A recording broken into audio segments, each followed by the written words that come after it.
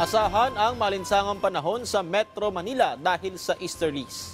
Pero malaki ang tsansa ng biglaang pagbuhos ng malakas na ulan dahil sa localized thunderstorms.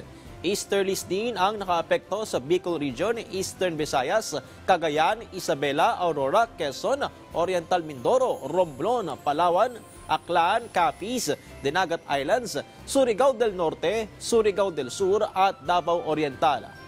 Posible ito magdala ng katamtaman hanggang malakas na pag-ulan.